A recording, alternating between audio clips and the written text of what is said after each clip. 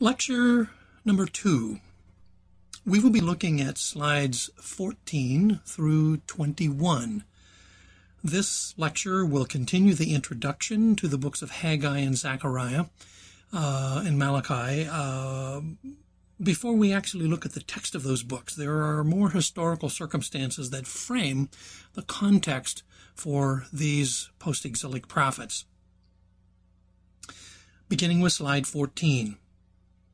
You'll remember in the previous lecture that we talked about Cyrus the Great's new policy. And his policy was a reversal of what had happened under the Assyrians and the Babylonians, both of which had deported peoples from their homelands and made them settle in various other parts of the empire. Cyrus reverses this policy, and he allows displaced peoples in the empire to go back. And this new policy is recorded in the famous Cyrus Cylinder. The Jews, of course, were privileged to be participants in that. And so the leaders of the Jews, Sheshbazzar, who is the earliest leader described in the book of Ezra, begins to rally the group of returning Jews, or the people who wanted to return to Jerusalem, and along with Zerubbabel and Joshua the high priest, they made this first long trek back to the land of Judah. When they got there, they began by building the great altar, as we talked about in the previous lecture. They completed the great altar, and they were able to reinstate temple ritual. They began offering the daily Tamid. They were able to now celebrate the annual festivals in the liturgical calendar. And so, as we come now to this lecture, we're going to continue the project, but we're going to discover that in the early days of the project, they ran into insurmountable difficulties for them, and the project came to a halt. Slide 14.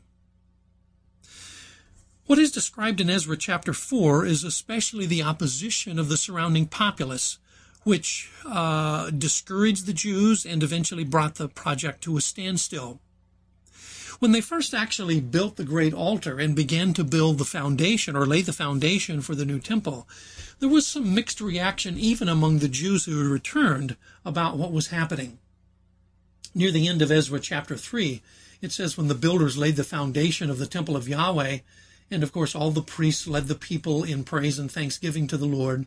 They sang, "He is good, and His love to Israel endures forever." The people were praising God because the foundation of the new temple was now being laid. But many of the older priests and Levites, family heads who had actually been in Jerusalem during the reign of Zedekiah, and they were deported by the Babylonians to Babylon, they could still remember the splendor of the first temple that had been built by Solomon. And when they saw the foundation of this second temple, even though the temple itself wasn't yet built, they were somewhat disappointed. And while some people were shouting for joy, other people were weeping aloud, either out of nostalgia or out of disappointment, or for some reason, they were less than enthusiastic about the progress that was being made. And so at the end of Ezra chapter 3, it says that no one could distinguish the sound of the shouts of joy from the sound of weeping, because the people made so much noise, and the sound was heard far away. As this foundation was laid, then locals among the surrounding villages, not people who had come back from Babylon, but people who had been living there all along, possibly even some of those who had been imported by the Babylonians or the Assyrians and were now living in the area of Judah, they offered to help in the building project. But the Jews who came back from Babylon turned them down very abruptly. They had asked these people if they could assist in building the temple for Yahweh. They said, "Let us help you build, because we want to seek your God, and we've been sacrificing ever since the time of Esarhaddon, the king of Assyria, who brought us here." So these seem to have been people who were not themselves of Jewish origin, but they were part of the displaced peoples that had been brought in by Assyria and Babylon to settle in the land of Israel. But Zerubbabel and Joshua and all of the other leaders of Israel were very clear that they did not want this kind of help. They said, "You've no part with us in building a temple to our God. We alone will build it for Yahweh, the God of Israel, as King Cyrus, the king of Persia, commanded us." So when the locals were prohibited from assisting in the construction of the temple, then they set out to discourage the project. If they couldn't help, then they wished to stop it. And so as you begin chapter 4 of Ezra and you get down to verses 4 and 5, it says the peoples around them set out to discourage the people of Judah and to make them afraid to go on building or to trouble them as they tried to continue to build. They even hired outsiders to work against them and to frustrate their plans. And this continued during the next several years for the entire reign of Cyrus, the king of Persia, down to the reign of Darius, the king of Persia, who would be actually 2 kings later. Slide 16. To understand this history, we need to spend just a moment once again reaffirming the chronology of the time. The fall of the city of Babylon occurred in October 539 BC, and Cyrus' edict of repatriation, his edict that displaced peoples could return to their homelands, came shortly after that, probably in late 539 or perhaps early in 538. That date is a little bit nebulous, but at least by the end of 538, the Jews under the leadership of Sheshbazzar had mobilized and were now on their way back to Jerusalem. They made the trek back to Jerusalem, and then by 537 BC, they had completed the construction of the Great Altar. And of course, sacrifice now was resumed. In 536 BC, according to Ezra 3 and verse 8, the work on the temple now began. The new construction began. The foundation was being laid. And of course, by the end of Ezra chapter 3, we have the completion of the foundation. However, if you look carefully between the beginning of chapter 4 of Ezra and the very end of chapter 4, you'll notice that when you get to the very last verse of Ezra chapter 4, it says the work on the house of God in Jerusalem came to a standstill until the 2nd year of the reign of Darius, the king of Persia. That verse links up with verse 5 in chapter 4, which says that the outsiders that were hired to work against the Jews frustrated their plans during the entire reign of Cyrus, the king of Persia, and down to the reign of Darius, the king of Persia. There are 3 kings to be considered, 3 Persian monarchs to be considered in this series. Cyrus, of course, was in the last years of his reign. He would continue to reign until 529 BC. His successor, Cambyses, reigned for a half a dozen years between 529 and 523 BC. And then in 522, Darius I, or sometimes called Darius the Great, came to the throne of the Persian Empire. And so when we get to the end of Ezra chapter 4, it says that we need to look at the 2nd year of the reign of Darius, the king of Persia. This 2nd year is the year when they resumed work.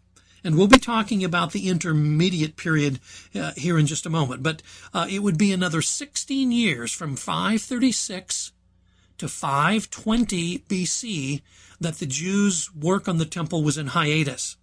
And it's at the end of this hiatus that the ministry of Haggai and Zechariah must be located. If you look at the beginning of Ezra chapter 5, it starts with the words, "Now Haggai the prophet and Zechariah the prophet, a descendant of Iddo, prophesied to the Jews in Judah and Jerusalem in the name of the God of Israel who was over them. And then Zerubbabel, son of Shealtiel, and Yeshua, the son of Josadak, set to work to rebuild the house of God in Jerusalem. And the prophets of God were with them, helping them." If you look at the first verses of the book of Haggai and Zechariah, you will notice that both of those initial verses in those 2 books also locate the ministry of Haggai and Zechariah as commencing in the 2nd year of Darius the Great. Slide 17. Now let's talk for a few moments about that long 16 years between the laying of the foundation and the suspension of the work, and then finally the time when the work resumed in 520 BC. This 16-year hiatus was a difficult time, a very disillusioning time for the people that had come back to rebuild. If you read carefully the text of Haggai, you will notice that there are several references to drought and crop failures. Haggai says they had planted a lot, if you look at verse 6 in the first chapter, but they didn't harvest very much. They did their best to farm, but their farming efforts were just not working very well. And furthermore, they didn't have enough to eat. They didn't have enough to drink. They were just barely surviving on subsistence living, often hungry. In fact, Haggai describes it as though they were earning wages just to put them in a bag with holes in it. This must have been extremely discouraging. Zechariah says the same thing. He says that this was a day of small things. People were very discouraged. It was a time of disillusionment. In fact, many of the people said, this just must not be time for the temple to be rebuilt.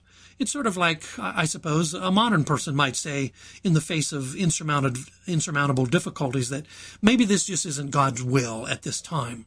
And so they were very discouraged, and continuously they faced antagonism from the local populace. People around them discouraged them. They did everything they could to get them to stop, and of course, in the end, they did get them to stop. Slide 18. There are two passages, however, in the book of Ezra that describe the ministry of Haggai and Zechariah briefly. The first one we have just read, which is in the opening verse of chapter 5. But later, if you look at chapter 6 and verse 14, you will find a parallel passage which says that the elders of the Jews continued to build and prosper under the preaching of Haggai the prophet and Zechariah, a descendant of Iddo. They finished building the temple according to the command of the God of Israel and the decrees of Cyrus, Darius, and Artaxerxes, kings of Persia. The temple was completed on the 3rd day of the month of Adar in the 6th year of the reign of King Darius. Now, the completion of the temple is going to take us somewhat beyond the books of Haggai and Zechariah. Nevertheless, Ezra is quite clear that the motivating force behind the reconstruction of the temple, and essentially the motivating force to get the Jews to actually restart the work after this long 16-year elapse, that this motivation largely came from the preaching of two preachers, Haggai and Zechariah. It's probably appropriate to just point out that prophets are essentially preachers. We often think of prophets, of course, in the sense of them predicting the future. And, indeed, the prophets did predict the future. But essentially, the prophets were also preachers. And Haggai and Zechariah were preachers at this time who enabled the leaders of the Jews and the Jews themselves to finally screw up their courage, to put together their anticipations for the future, to hear the word of the Lord, and to continue to rebuild in the face of all of the opposition that was against them.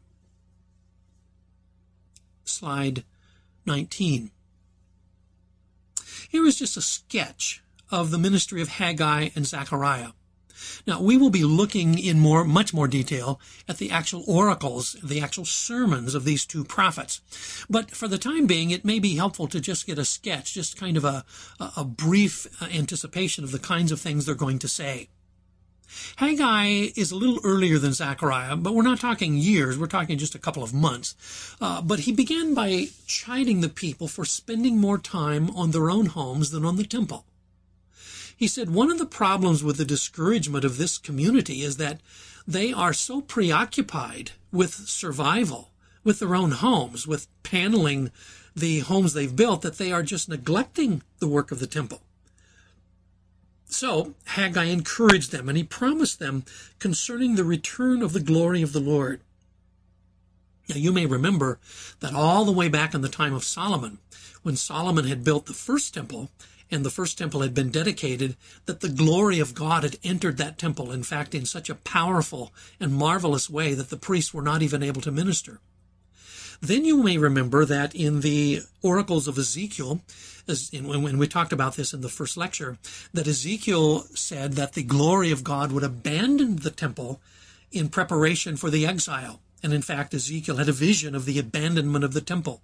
And the glory of God, the cherubim and the presence of God lifted up from the mercy seat and moved eastward through the curtain into the holy place, and then out the vestibule of the temple, and then over the eastward hills toward the place where the Jews would go into exile. But Ezekiel concludes his oracles at the end of his book by promising that the glory of God would return back to a second temple. And now Haggai picks up this same theme, and he encourages the Jews, and he promises them that what Ezekiel had said would surely happen. God's glory would return to this second temple. So, if that was God's purpose, and that's what God intended to do, then surely they must continue the work. They must start up again and continue what they had started earlier. In fact, Haggai promised that the glory of the second temple would be even greater than the glory of the first one. I'm sure that was quite a surprise, especially to those who had seen the first temple, because they probably could hardly imagine anything being greater than the first temple. But now Haggai says the glory of the second temple would be greater than the glory of the first one. And it's hard not to believe that in this prediction by Haggai, there is the anticipation of someone coming who was greater than Solomon. In fact, most Bible readers over the centuries have read this passage in Haggai and believe that it may in fact be a hint toward the coming of Jesus himself, who would be the greater glory in the second temple than the glory in the first one. In any case, Haggai assured them that those who would build the temple had a stake in God's future. God had plans for the future, and they were part of that future. The temple was part of that future, this second temple that they were rebuilding. So they must be encouraged, and they must continue the work.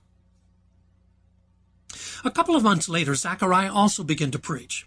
Now, presumably, Zechariah was probably a younger colleague of Haggai. In fact, he's called a young man in the book of Zechariah, and he doesn't begin preaching on the same date as Haggai, but he does preach within the same year. And Zechariah announced initially that God was so eager for this reconstruction to begin. He wanted the people to get back with it, because how could they be apathetic about something that God was excited about? And in fact, Zechariah said God was very angry at those enemies who opposed the building of the temple and those who were trying to thwart the efforts of the Jews. Zechariah promised prosperity to the people who would rebuild. Up until this time, they had experienced drought, they had experienced crop failure and dismal farming results. But now Zechariah said, you can be assured that God will bring prosperity to you if you will return to rebuild the temple. And he urged that the project would be successful because it would be empowered by the Holy Spirit. Probably you've heard the passage in Zechariah 4, which is frequently referred to by even modern preachers. It is not by might, it is not by power, but it is by my Spirit, says Yahweh Sabaoth. This initial reference is made to the rebuilding project, and the project would be successful, not because the Jews were great builders or great architects, not because they were themselves powerful, but because they would be empowered by the Holy Spirit to complete this project. Zechariah predicted that Zerubbabel, who had laid the foundation of the second temple, would also complete it. So in other words, the prediction of Zechariah was that the construction of the temple would happen within the lifetime of the primary leader. This would not be stretched out for decade after decade after decade, but this would be completed so that Zerubbabel, who laid the foundation, would also complete the building and lay the capstone. Finally, Zechariah assured them in a whole series of promises that are in chapter 8 that the future was bright with promise. They needed to be part of this future that God had purposed. And if they wanted to be part of this future, then they needed to get back to work to rebuild the temple that God had commanded them. Slide 20. So, just as the book of Ezra says, with the support of Haggai and Zechariah, the leaders and the people resumed their work in the second regnal year of Darius I. At this point, of course, Zerubbabel and Joshua are the primary governmental leader and priestly leader of the people, but they are spurred on by the powerful preaching of Haggai and Zechariah. And it wasn't that they still did not have to contend with opposition, because those who opposed the work certainly continued their opposition. In fact, they continued with such opposition that there had to be an archival search of Cyrus' permission document. A stop order had been given to the project, and officials in the Trans-Euphrates region of Persia had brought the work to a halt altogether. And so a search of Cyrus' permission document had to be found to validate this work. In fact, it is in this search for Cyrus' permission that the name of Sheshbazzar comes up again. You may remember that we said in the earlier lecture that Sheshbazzar's name disappears from the record of the returning Jews very early. In fact, after Ezra chapter 1, he does not seem to be the primary leader. And there's some question about why that was so. Zerubbabel then becomes the leader. But now his name surfaces again when they look for the building permission of this project. And when it was discovered, they discovered that Sheshbazzar was the original name on the list. The original decree of Cyrus was discovered in Ecbatana, which was another of the administrative centers of the Persian Empire. In fact, historically, Cyrus spent his first regnal year in Ecbatana. So his initial decree that allowed people to return to their ancestral homes was written about and recorded and then archived in the city of Ecbatana. Now, this search was made later in the second year of Darius, who was the third king in the series. Darius, once he discovered the original decree of Cyrus, he not only forbade the enemies of the Jews to interfere with the work, he also ordered the governor of the Trans-Euphrates province to pay for the construction, to even provide sacrificial animals for the Jews to offer in the great altar on Mount Zion. That certainly was a turn of events. I'm sure the governor of the Trans-Euphrates province was chagrined to find that not only did he have to allow the Jews to continue the work, he also had to help pay for it, and now he had to provide animals so that they could sacrifice. Talk about a reversal. This truly was not by might nor by power, but by the Spirit of the Lord. Slide 20. This is a bas-relief of Darius the Great, or Darius the First, who ruled from 522 to 486 BC. His depiction here is a very typical depiction of the way Persian monarchs were depicted in art, in bas-reliefs. He's seated on a throne. You'll notice there is a footstool under his feet.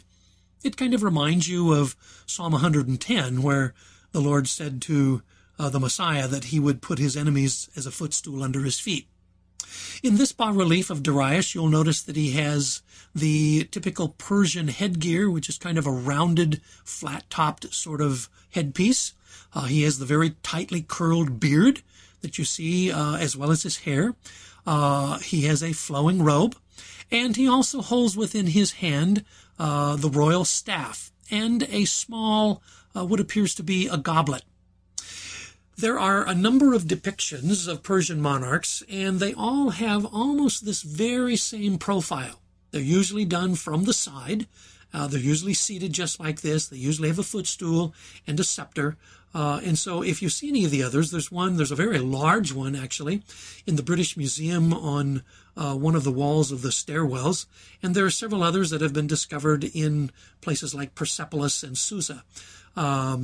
This particular one, after it was discovered, is on display, and it was a depiction that is one of the ways we know about Darius the First. In his second year, then, he gives permission for the Jews to resume the building project, and this, of course, is the same year as the commencement of Haggai and Zechariah's preaching. Thus we come to the end of the second lecture. In the third lecture, we will begin with the actual text of Haggai the prophet and the oracles that he gave. And so we look forward to that, and I will speak to you then in lecture number 3.